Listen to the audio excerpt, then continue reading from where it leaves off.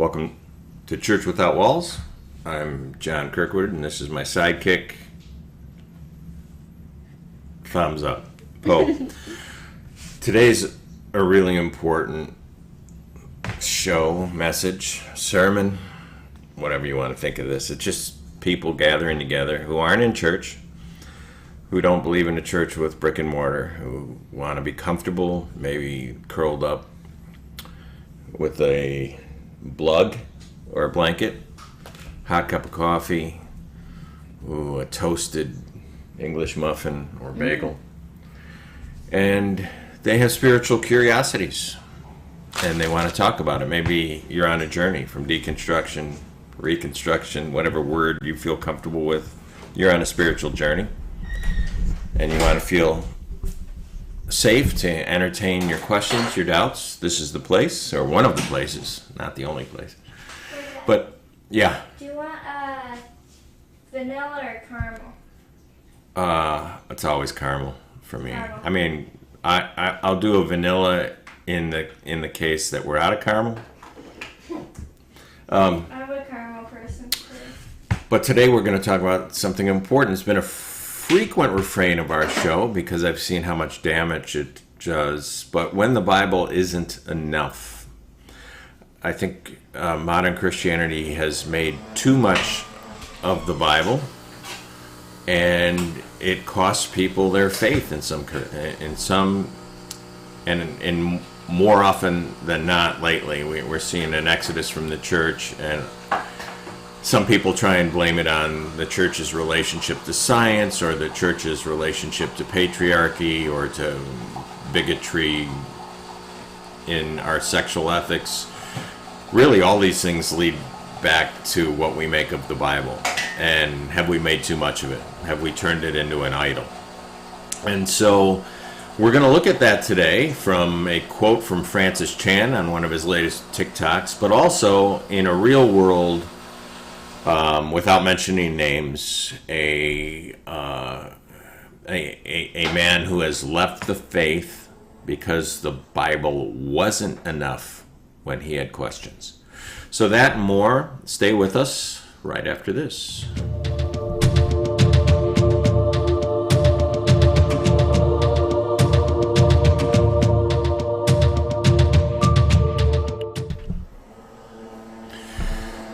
So, Lord, I believe, help my unbelief.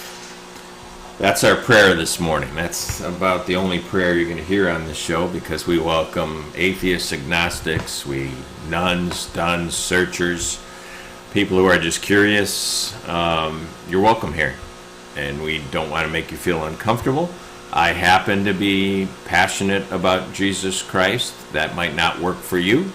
I think there's still a lot of value that can be had here for you.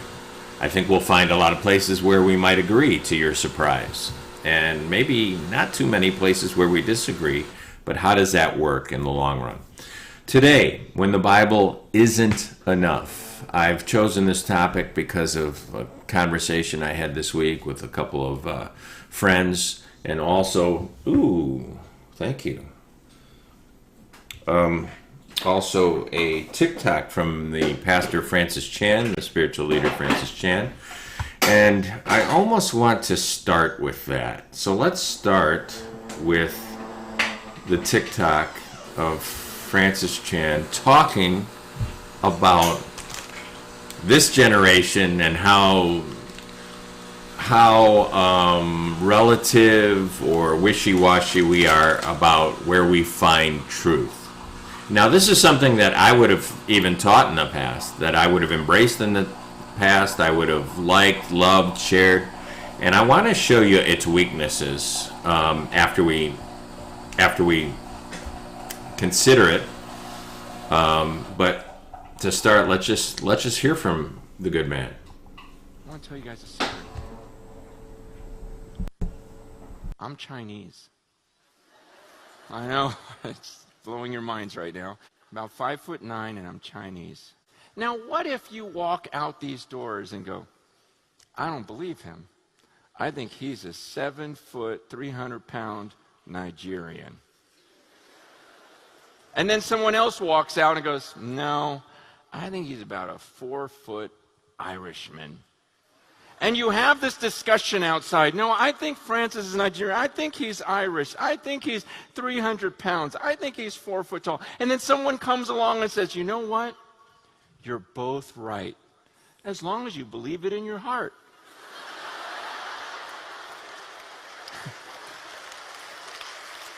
Okay. You'd say, that is the stupidest thing I've ever heard.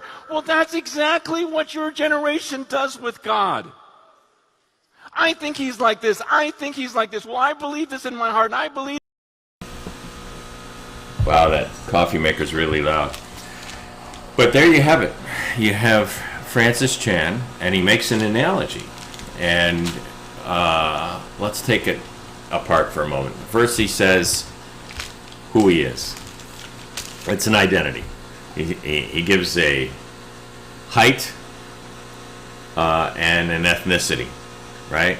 And the odd thing about this is he gives a couple of samples of what other people might think of his height and ethnicity. Somebody, and they're way off. 7 foot tall. Somebody has him at 7 foot tall. He has himself about 5'9", and then somebody else has him at 4 foot tall. So, these are extremes, right? So he's setting up this analogy that people's thoughts about God ranges in a continuum from one extreme to another, but they're not exactly right. And believing it in your heart doesn't make it true.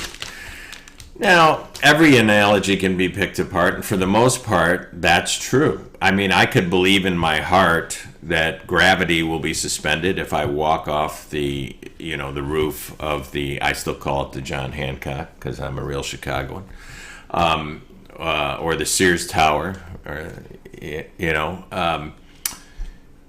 I think the Hancock still is the Hancock. I think it's the Sears Tower that changed its name. But anyway, I could believe in my heart that gravity will be suspended if I walk off the top of a skyscraper's roof, and then I'd have a few seconds on the way down to repent before I became paste on the city sidewalk. And who's going to argue against that, right? You're not going to argue against that. That's relatively true. But I want to start over again, let you hear it from the start, and play it through to its conclusion, and then I might have something to suggest that this is not openly deceptive, but the perception of this view of what we feel in our heart and what we read on the page is always something in modern Christianity where one is completely untrustworthy, right? Our heart is deaf, dumb, and blind, and we could just take whatever's written on the page of what we call the Bible as gospel truth, because God wrote one and didn't write the other. That's the impression, I believe, that the good man is trying to give us here. So let's start over. And I want you to take it in, and look, where you agree with him, but where he's wrong, he might be horribly wrong. Let's give it another listen. I'll tell you guys a secret. I'm Chinese. I know, it's blowing your minds right now. About 5'9", and I'm Chinese. Now, what if you walk out these doors and go, I don't believe him. I think he's a 7 foot, 300-pound Nigerian. And then someone else walks out and goes, no, I think he's about a 4 foot Irishman. And you have this discussion outside. No, I think Francis is Nigerian. I think he's Irish. I think he's 300 pounds. I think he's 4 foot tall. And then someone comes along and says, you know what? You're both right. As long as you believe it in your heart.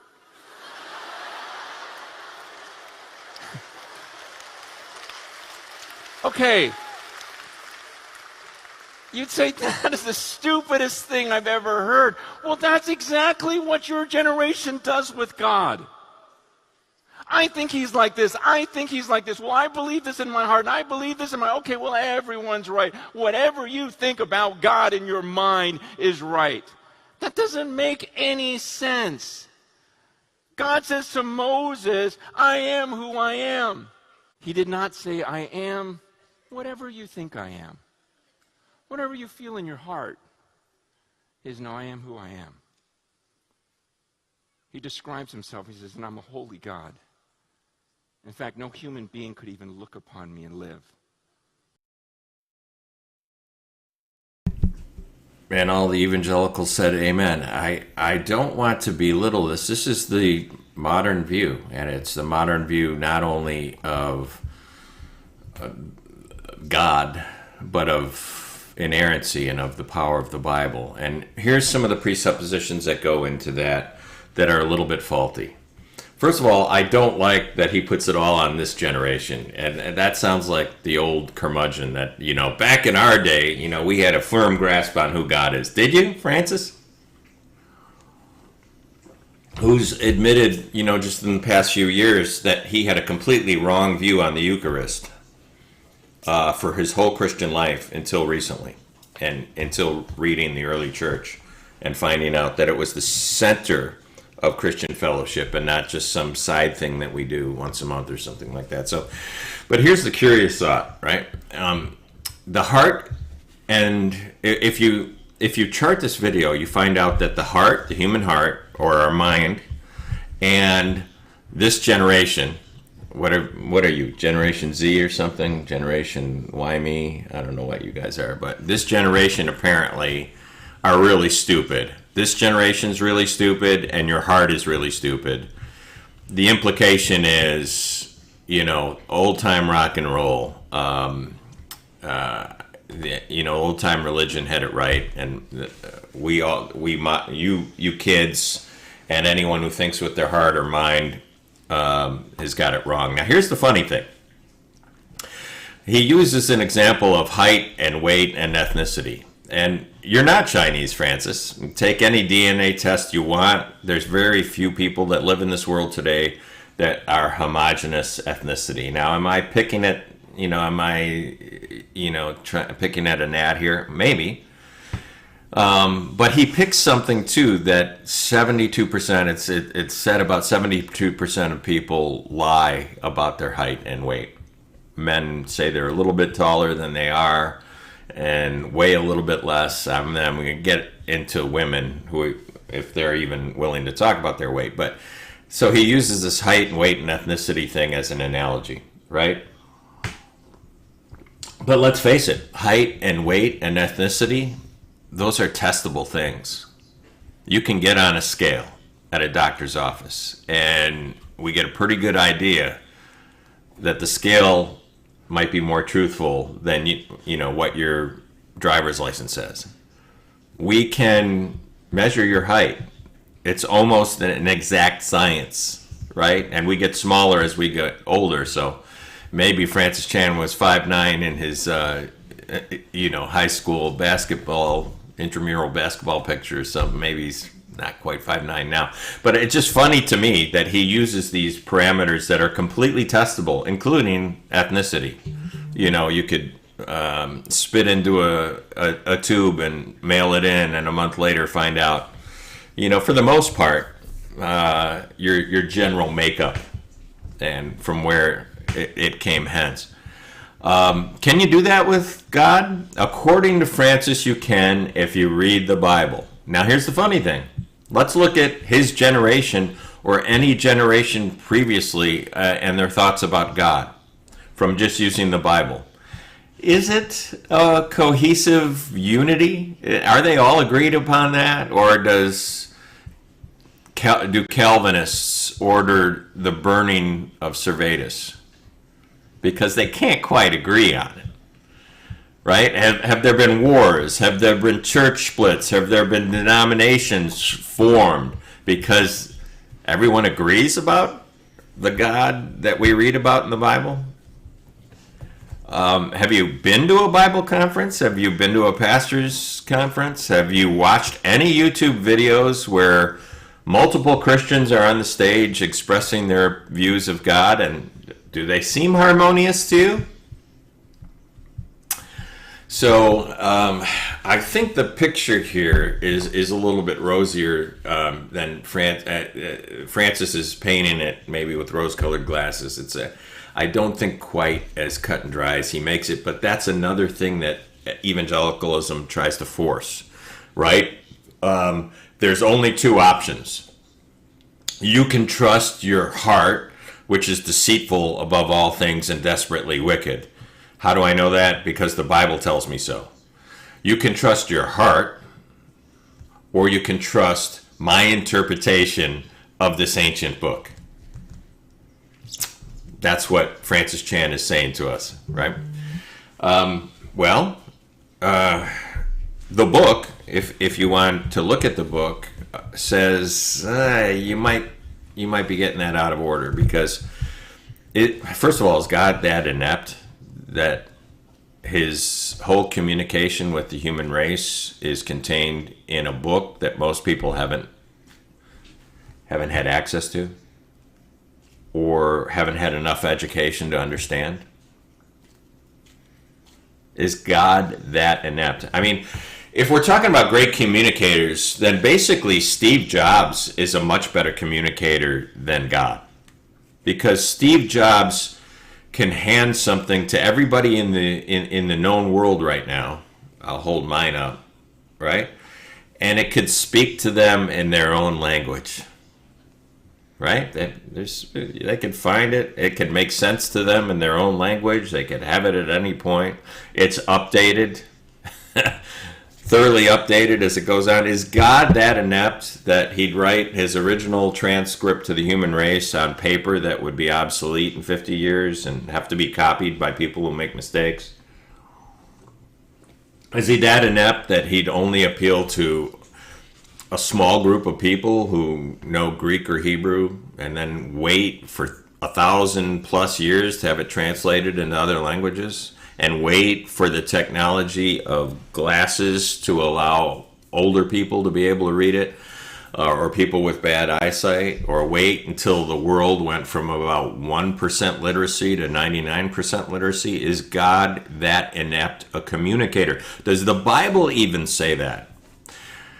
Well, the Bible does say that the heart is deceitful above all things and desperately wicked, and lean not unto your own understanding. And yet, it also says that God has put eternity on every man's heart. That idea that we're going to have a yearning to understand God, to know him, to search out these things. It is the honor of kings, right? To find out these mysteries. When Paul brings up how every man, woman, and child is accountable before God, he doesn't mention Scripture at all. He mentions two things. He mentions the created world order as exhibit number one to his existence. Look around you and look within you. The moral order that we find in the heart that God implanted on those who are created in his image. See, the problem I have with Chan's argument here is that he assumes that God wrote the Bible, and he assumes that his interpretation of it is true. And he also assumes that this generation is dumb as a box of rocks, and you can't trust your own heart. Although he's trusting his own heart. See, his heart is telling him that God wrote the Bible, that it's completely true in every jot and tittle and dotted I and crossed T. He believes that that is more of a reliable witness than his own instinct, than his own intuition, than his God-given. Who gave us the senses? God gave us our senses. God gave us our intellect and our reason. In a population where we could look around and we could see others who seem to be making mistakes, and we could see others who seem to be thriving, and we could make choices. he assumes that God told Moses, I am that I am. First of all, he assumes that Moses wrote Exodus, which no modern scholar takes that for granted. Even if they believe that Moses might have spoken vast passages of the Torah, it's quite unlikely that he wrote it down. Right? That wisdom might have been passed along for generations and then written down by multiple authors, but not in the world of Francis Chan, a world that has no academic underpinnings to believe that, other than that they learned in church or Sunday school that God wrote the Bible, and it's more trustworthy than your own instincts, than your own heart. Well, that leaves a lot of people out of this relationship with an impartial God. I'm trying to argue here that that makes God really, really small. Now, how do I want to tie this together? A real world event. An acquaintance of mine recently announced that a month ago he became an atheist. And he tells a story where he's been in and out of the faith, based pretty much on his personal experience. There were some tragedies that led him into the faith. First, a figure of authority that told him it's true, and he took it on their basis, on his trust not in God or Christ, but in his trust for his loved one, and he walked into the faith kind of unthinking. And then he walked out of the faith kind of unthinking after a tragedy in life that he couldn't, explain. And recently back into the faith, and now about a month ago, he announced he's out of the faith again. I'm not belittling him. I know hundreds, maybe even thousands of people who have walked that same path. I'm not trying to belittle him at all. I'm trying to set up a scenario where the last straw for him, because he was desperate to stay in the faith, like so many people who have doubts about the faith, who hear Francis Chan's House of Cards, and they believe it. They believe that everything makes perfect sense as long as you trust the Bible, and it all fits together, and you could solve the Rubik's Cube as long as you're using chapter and verse and not relying on the heart. They believe all that until they don't, until they see it doesn't work, or until they see people who've told them that falter personally or ethically, socially, intellectually.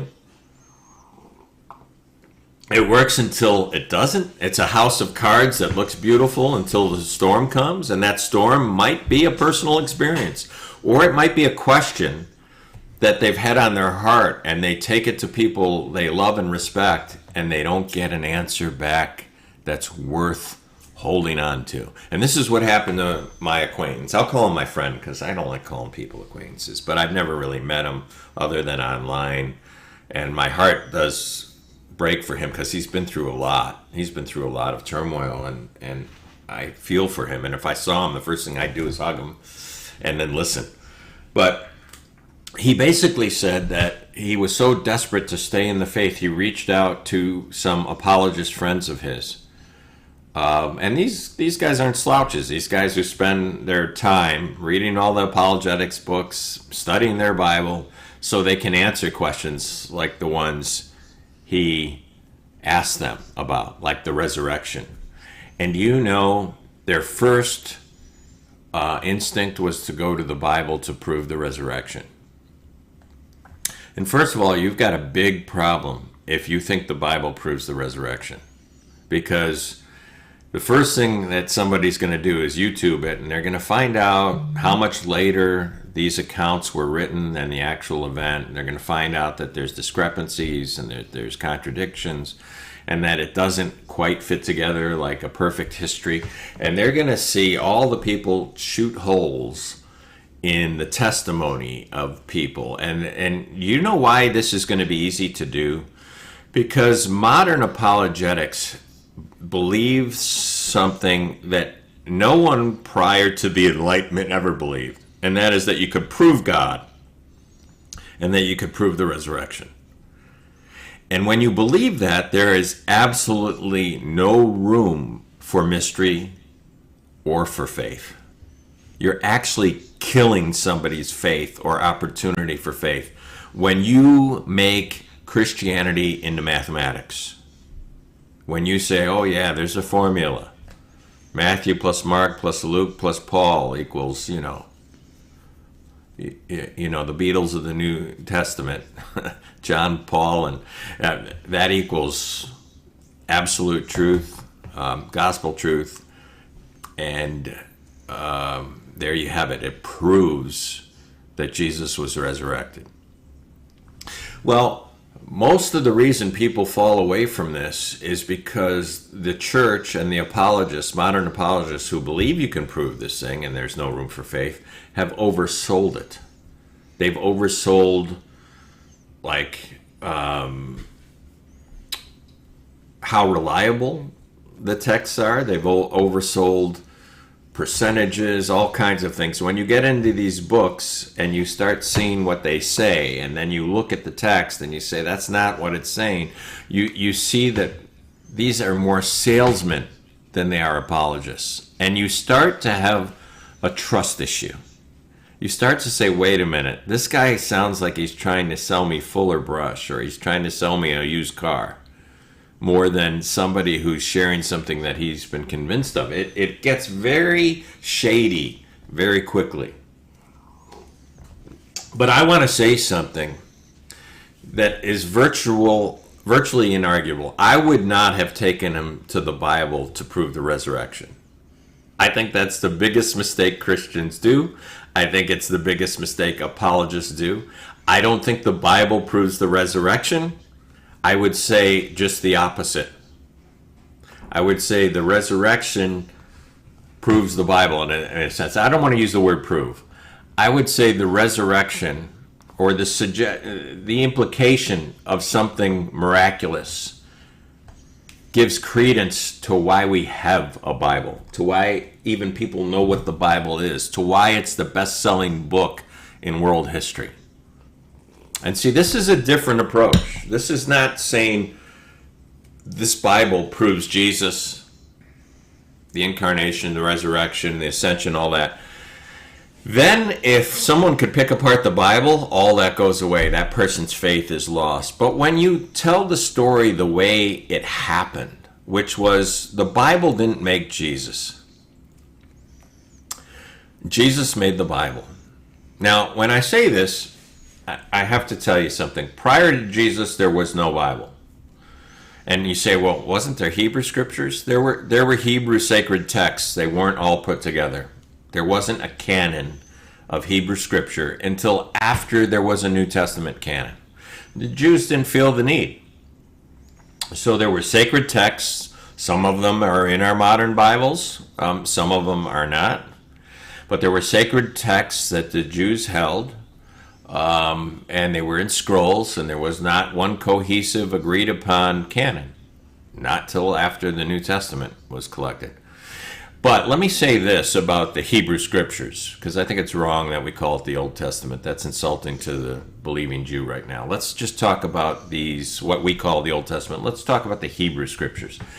These Hebrew scriptures would be virtually unknown today. They'd be about as popular as the Egyptian Book of the Dead, were it not for Jesus Christ. Take Jesus Christ out of the picture, no one would know Genesis through Zechariah. No one.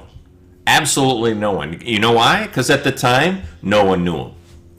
A small cadre of Jewish sages had access and knowledge of these scriptures. Most of the world they lived in was illiterate, and they only heard from these scriptures as they heard men argue about it in the temple or the synagogue, right? No one had the Old Testament scriptures, and guess what? Outside of the Jewish world, no one cared. And then Jesus comes, right? So we know there's no argument here that Jesus is the reason for the New Testament.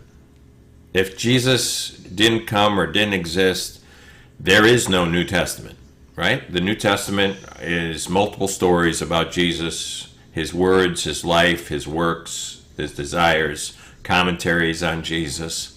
You have different kinds of letters written to churches. But the New Testament doesn't exist without Jesus. Without Jesus and that New Testament, no one has ever heard from the Old Testament, because the greatest seller of the Hebrew Scriptures to the world wasn't Jewish. It was Christian. It was when those scriptures were combined with what we call the New Testament, packaged, printed, and sold, that those Hebrew Scriptures became relevant to the world. So apart from Jesus, there is no Bible. And yet we go back to the Bible to try and prove God, to try and prove Jesus. It's not the Bible that made Jesus. It's Jesus that made the Bible, and it took hundreds of years. And after those hundreds of years, really about the 4th century, when what we know as the modern Bible came together in its entirety and to the accepted books, at least in the Protestant canon right now, it took another 1,000 years for those to even begin to be relevant, because we didn't have a printing press. And when I say begin to be relevant, I mean to the common man. I mean to allow Peyton or myself to open a book and read it in our own language. So it took another 1,000 years for it to become relevant to modern man. How much longer did it take for missionaries to translate what was a Latin text into the language of the countries throughout the world? How long did it take for those scriptures to get around the world? And now you see that if you make everything about the Bible, you make God into a really inept, not even a competent version of Steve Jobs. I'll make it worse than that. Steve Jobs is a modern 20th century Edison. Let's go back to a 7th century BC Assyrian Sargon, who apparently knew more than God because he wrote in clay. And those clay tablets don't dissolve into dust after 100 years. As a matter of fact, we've got a lot of those clay tablets in a museum in England, in London right now. You could go look at them. And there's no textual variance. You know why? Because they didn't have to make copies of these tablets. They have the tablet. There were copies made of some of them, but they didn't have to make copies of the tablets over and over because they were wearing out. Clay lasts in that region a lot longer. So, I mean, you can go over this idea of just how inept God must have been to communicate through, first of all, faulty men who make mistakes, and then a faulty premium like parchment and paper, right? All right, I don't want to get into that as much as getting into this, how we make God smaller when we elevate the Bible. When we make the Bible bigger, we're making God smaller. And this idea that the Bible can prove the resurrection, when it may have been, as Andy Stanley says, something happened in the 1st century that culminated a flurry of writing. Now, writing in the 1st century was expensive. And it was select. There weren't a lot of people who knew how to do it. And all of a sudden, this community arises that gets very busy about writing down these stories. And it becomes their passion. What could have done something like that? And then you start to look at Jesus, and your wonder grows, because he was a carpenter. He was the son of a carpenter. And if you believe people who don't believe in Jesus as being somebody divine, or at least a divinely appointed messenger, then you're going to have to believe stories like that his mother got pregnant out of wedlock, and we're not quite sure how, but if you don't believe that God the Holy Spirit did it, then you have to believe that Jesus was the bastard son of somebody. And this carpenter all of a sudden changed the world. Now, here's 2 things that are inarguable that you can't walk away from. What I would have said to this young man who is struggling is, why do we have a Bible? What possibly could have happened in that 1st century that would have made perpetually illiterate communities interested about literacy because they wanted to carry a message to the next generation. What possibly could have happened? And I would have added two things that are prophecies, or at least prophetic in nature, that can't be disproved or disregarded. I like to point to Gamaliel and Mary as two witnesses, and arguing over when Luke was written, right, really doesn't matter. Arguing over, was this 30 years after Christ died or 60 years after Christ died? I don't care if it was 100 years after Christ died. If you want to make it 100 years, sure. For the sake of my argument, it doesn't matter. I'd take the latest date possible or the earliest date. It doesn't matter, because when Gamaliel says in the synagogue, at least in the record of the Gospels, when he says to his fellow Jews on the Sanhedrin who were ready to kill these guys, Peter and John, for preaching the risen Christ, he says to them, wait a minute, this is unnecessary. Why so serious? He drops a joker line. Why so serious? He basically says this: look, we've seen these guys come and go, these acclaimed messiahs. And he mentions two of them within their relative history that everyone in the room knew of. There's been messiahs before this Christ, this Jesus Christ, right? This Jesus of Nazareth. We've had other Christ, other messiahs. You know two of them. And what happens after they die? Well, their movement dies within one generation. You know, there might be a couple zealots that hold on to it, but there's really nothing holding anyone else together. People drift off. It wears off. It turns into tumbleweed within one generation. It's not a forest that blooms out of a desert. No, truth doesn't work that way. And if this Jesus is as phony as these other two guys that you know of that had 30 or 40 followers that have one or two right now, you don't have to worry about it. Don't lose it. Don't stress. Don't sweat the small stuff. But then he says, but if this is somebody sent from God, do you really want to be fighting on the other side? Do you really want to be on the wrong side of history if this does last? If this does persevere? If this does expand? Because you're not going to stop God. A lot of people try and stop God, and it's like, what do they say? Tugging on Superman's cape. You don't want to do that. And you know what?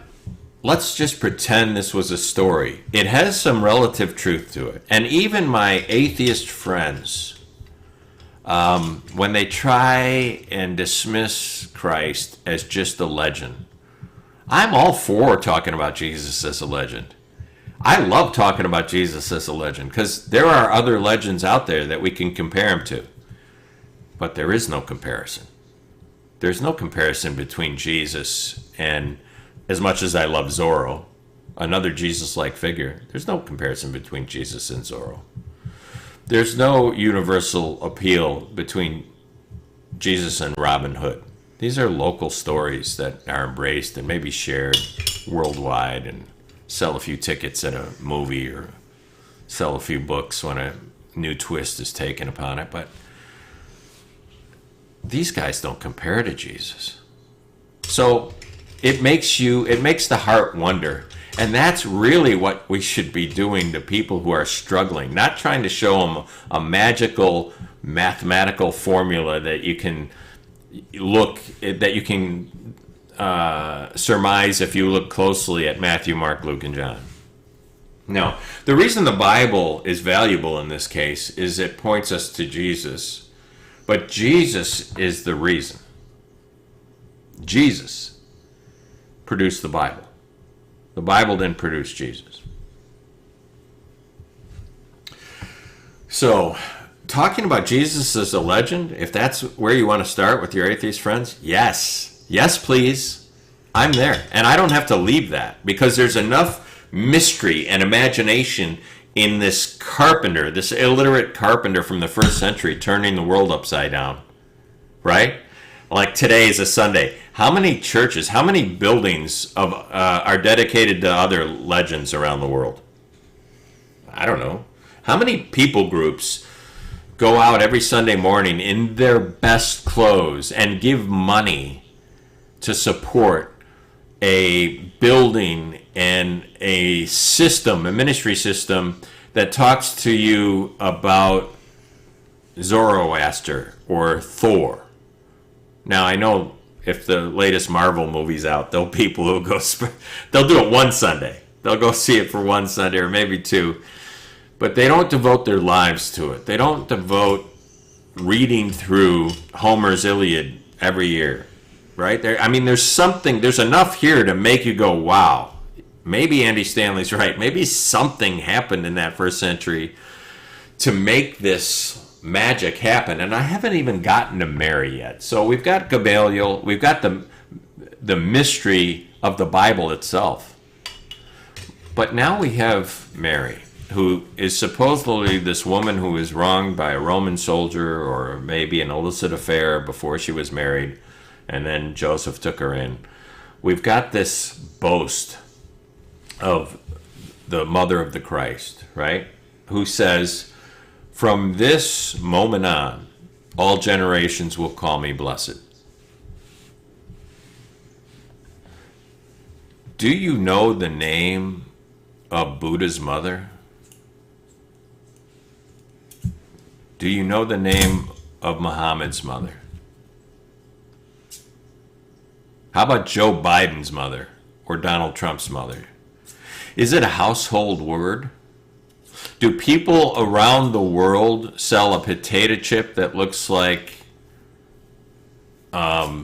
Zoroaster's mother?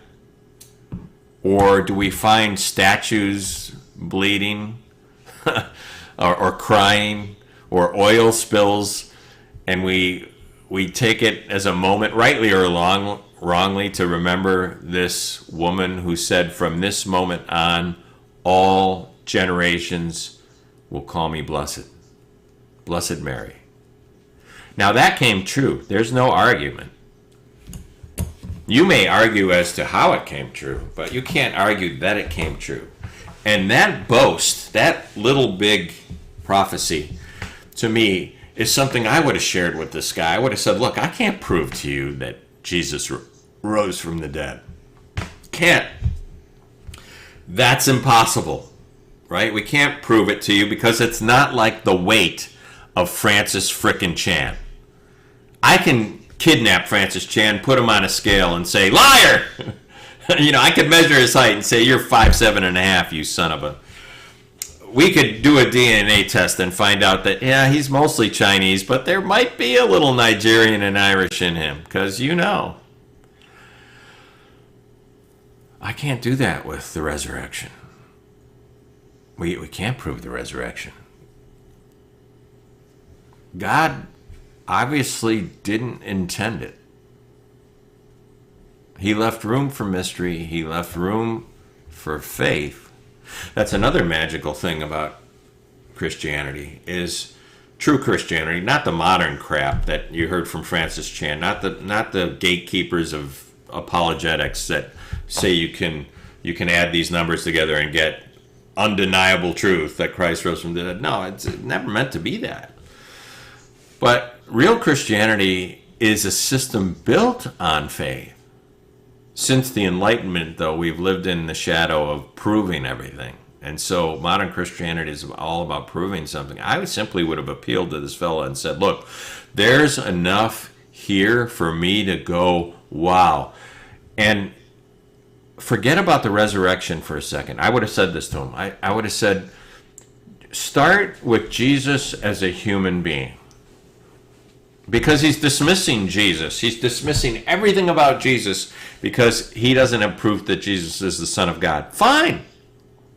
Let's start with Jesus as a legend. What is legendary about Jesus? What do you think could have carried that legend for 2,000 years and made it still really popular?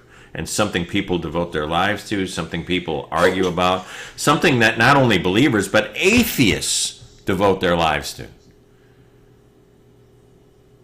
Why is it a question with you? You're not questioning Thor or Odin. You're not basing your big life decisions on whether Zeus existed or not. Why Jesus? And see, here's the mystery about it all. Go back and just consider, if you have somebody going through this and they come to you instead of one of these clown apologists that think you can prove everything, if they come to you and say, why should I bother about this anymore? Why can't I just walk away and wash my hands like Pontius Pilate? And just say you could. I'd say you could, but have you considered Jesus as a human being? If you go back and you read those Gospels and you just consider Jesus was a human being, he was a remarkable person from the first century that has impacted every century since. Why? How do you answer that question? Well, you know how you have to answer it? You go back to the red letters in the Bible and you look at how Jesus responded to cruelty, how Jesus responded to the alienated, how Jesus responded to the abuse of authoritarian power in both politics and religion. And you start to see Jesus, the human being, standing up. And you say, that's not in the Bible. Yeah, it is. Jesus stood up for the least of these. And the least of these, in his time, were children in some situations when his disciples wouldn't stand up for them or allow them access. They were women when Jesus would sit with them by the well and engage with them because he found them valuable. And that's just the beginning point. I'm not even talking about the women who were his followers, but they were Samaritans, the most hated group, a group more hated than the Romans themselves. Jesus stood up for the Samaritan. What about the Romans? Jesus said, I've never seen faith like I see it in this centurion, in all of Israel. The most hated people in the time of Christ, tax collectors. Yeah, you can follow me, Matthew. Yes, I will sit down and break bread with you, Zacchaeus. Jesus challenged the religious hierarchy of his day. Jesus challenged the Bible of his day, the Hebrew Scriptures. He did challenge Moses. He did say, you've heard it said, but I say, higher standard. Wow. You know, if you want to walk away from Jesus, I can't tell you not to. I could tell you this. I mean, if we were sitting down right now having a coffee. Oh, are you almost done? Mm-hmm. Oh, I'm sorry, baby. I'm going to show a few of this. Let me cut to you for a second and say this. If you and I were sitting, I could see your coffee cup. Oh, I don't want to see your coffee cup. I want to see your little thing. That's all right. We'll come back to it in a second. If you and I were sitting in a coffee shop right now and we were talking about superheroes, we want to talk about legends, we're talking about what are the best legends, we'd have a great conversation. And we might not agree. We probably wouldn't agree because I've got really particular views on that, right? On why Batman is much more superior to Superman. And I know Batman doesn't have superpowers. That's why he's superior to the Uberman in many ways. But we could also talk about the greatest heroes of all time being Robin Hood and Zorro. Because they didn't just fight crime. They fought the greatest criminals in all of human history. If you are a historian, you know that the greatest criminals in all of human history aren't really heads of corporations or bank robbers. They're governments. And so you see all these superheroes who are just about, stopping Lex Luthor or, the Green Goblin or something like that. Yeah, even Batman. These are secondary heroes. I mean, it really takes stomach to be somebody like Robin Hood or Zorro and stand up against your own, for your own. Right? And Christ is closer to Robin Hood and Zorro. So we could have a great conversation, much like C.S. Lewis could have a great conversation with Tolkien about other gods. about other myths, and he'd enjoy it until they got to Jesus Christ. And then the same things that he valued in Baldur the Beautiful is dead, he dismissed in Jesus Christ. And see, the bridge here is to follow Tolkien's path in apologetics, to say, wait a minute, no, Jesus is the true myth. Reconsider Jesus. Not look at this Bible. Not look at what other men have felt in their heart about God, which is basically what Francis Chan said. The ultimate end of Francis Chan's argument is you can't trust your own heart. You're too young or you're too deceitful. But let's trust the heart of an anonymous author we don't know who claims to have heard from God. Now, listen, I don't know about you, but if somebody knocks on your door right now, if somebody knocked on Francis Chan's door right now and said, I heard directly from God this, he wants me to tell you that, sell everything you have, would you listen to him? No, but you're listening to somebody from 3,500 years ago. Well, you're listening to somebody from 3,000 years ago who was collected from a group of people, maybe by about 2,000, 2,500 years ago, and they believed that this person heard directly from God. You've never met any of these people, and you believe it. Now, there are reasons, maybe, that the Bible is more influential, that we could read Exodus and find more value in it than the guy knocking on our door. Because I'll tell you right now, the people knocking on your door right now who think they've heard directly from God, would you trust them babysitting your kid? Would you trust them even to deliver your DoorDash?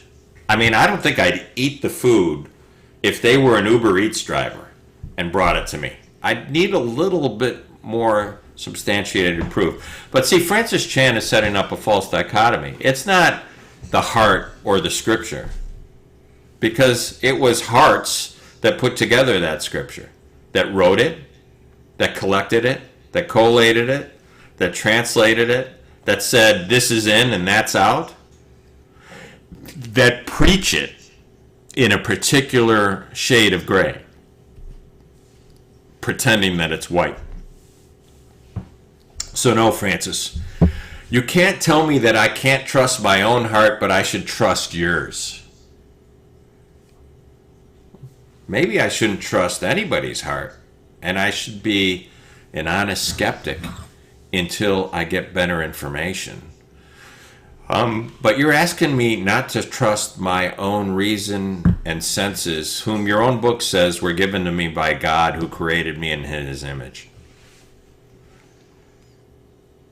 So, I just want to stop here and say, if your first inclination, when somebody you love comes to you and says, I'm ready to walk away from the faith, if your first inclination is a chapter and a verse, you will fail. That is a house built on sand. Now, I'm not saying there's no value in the Bible. I'm not saying it can't be influential. But I'm saying if that's your main arrow in your quiver, if that's the only arrow in your quiver, you're of all men most miserable. And you're not going to be a help for anybody. Oh, you ready? Mm-hmm. Okay, so pose ready. I think I can end there. Good? Yeah. All right, what do we got? Okay. You want me to hold it up and you explain it? It's kind of a bright light, kind of hard to see the details, Paul. Here, do this camera. Oh, that camera? Yeah. Yeah, hold on. Not that one. This one? Mm-hmm. All right, hold on. There we go. Can I see it better? Yeah, that is better. Okay, what do we got? It's a little guy. He's a guy. He has a hat. Oh, and a sword. Ooh, so that's a sword coming over the shoulder. He's got a hat. Is he kind of looks like Cortez the Killer. Is he Spanish? Is he stealing gold from the Incas and the Mexicans and the Mayans? I don't know who Cortez killed a bunch of people, but Maybe. so is he a good guy or a bad guy? Whatever you want. He's whatever you want. Oh, basically, you're basically Francis. Maybe Francis Chan was right about your generation. He's whatever you want. He's a 7 foot tall, 300-pound Nigerian. Is that what you're saying? Sure. All right. See, this is Poe's generation. Say, hey, Francis Chan, you're wrong. All right. Love you, Francis. Thanks for joining us, friends. We'll see you next week.